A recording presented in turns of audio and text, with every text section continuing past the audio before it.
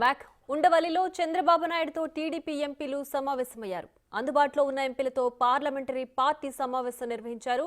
Zoom call ద్వారా ఇతర ఎంపీలు మీటింగ్లో పాల్గొన్నారు. రేపటి ఎన్డీఏ సమావేశానికి టీడీపీ ఎంపీలు హాజరు కానున్నారు.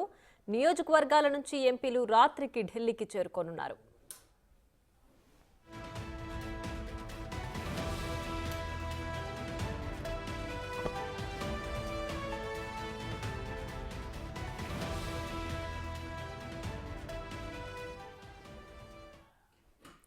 ఇక ఇదే అంశానికి సంబంధించి మరింత సమాచారం మా ప్రతినిధి శివ లైవ్ లో అందించడానికి సిద్ధంగా ఉన్నారు. శివ, చెప్పండి, చంద్రబాబు నాయుడుతో ఎంపీలు భేటీ అయ్యారు కదా, ప్రధానంగా ఎలాంటి అంశాలు చర్చించారు?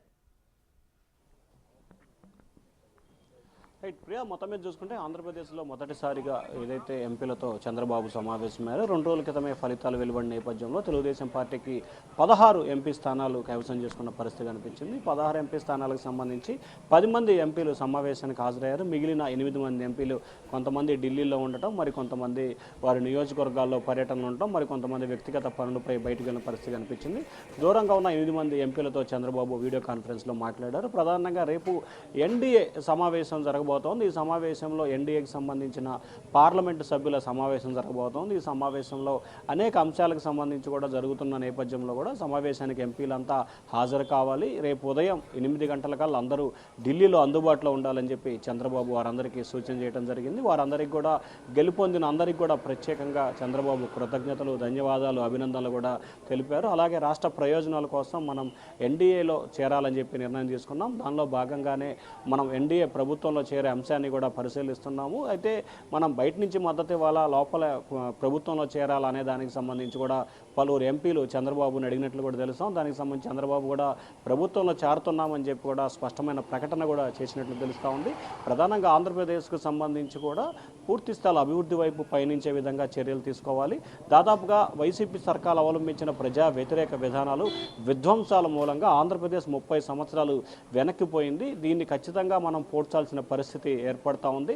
అప్పుల కుప్పగా ఆంధ్రప్రదేశ్ మారిపోయిన నేపథ్యంలో కేంద్ర సహాయ సహకారాలు లేకపోతే ఇబ్బందికర పరిస్థితులు ఏర్పడతాయి. ఈ నేపథ్యంలో పూర్తి స్థాయిలో కేంద్ర సహకారం మనకు అవసరం ఉంది కాబట్టి ఖచ్చితంగా ప్రభుత్వంలో చేరి కొన్ని కీలకమైన మంత్రివర్గ శాఖలను కూడా మనం తీసుకోవాలని చెప్పి చంద్రబాబు అయితే వారితో అన్నట్లు కూడా తెలుస్తూ ఉంది. ఈ నేపథ్యంలో రేపు జరగబోయే సమావేశానికి తెలుగుదేశం పార్టీకి సంబంధించిన 16 మంది ఎంపీలతో పాటు అలాగే ఏదైతే చంద్రబాబు కూడా ఈ సమావేశానికి హాజరు కాబోతున్నారో, మరొక వైపు జనసేనకు సంబంధించిన అధినేత పవన్ కళ్యాణ్, ఆ పార్టీకి సంబంధించిన 2 ఎంపీలు కూడా ఈ సమావేశంలో పాల్గొనే అవకాశం కనిపిస్తోంది. ముఖ్యంగా రాష్ట్ర ప్రయోజనాలు దృష్టిలో పెట్టుకొని ఎన్డీఏతో మనం గతంలో పొత్తు పెట్టుకున్న అది అందరికీ తెలిసిన అంశమే. తాజాగా రాష్ట్ర అభివృద్ధి కోసం మన ప్రభుత్వంలో చేరుతున్నాం. అలాగే మన క్యాబినెట్లో కూడా బీజేపీకి, జనసేనకు కూడా కొన్ని మంత్రివర్గంలో స్థానం ఇచ్చే అవకాశాన్ని కూడా ఎంపీలతో చంద్రబాబు చెప్పినట్టు తెలుస్తూ ఉంది. సో ఓవరాల్గా చూసుకుంటే ఇచ్చిపుచ్చుకునే ధోరణి, ఆంధ్రప్రదేశ్కు సంబంధించి అభివృద్ధి చేయాలి, అప్పులు పోవాలి, రాజధాని నిర్మాణం, పోలవరం ప్రాజెక్టుతో పాటు నిరుద్యోగ ఉపాధి కల్పన చేయాలి, అలాగే రాష్ట్రానికి పరిశ్రమలు రావాలి.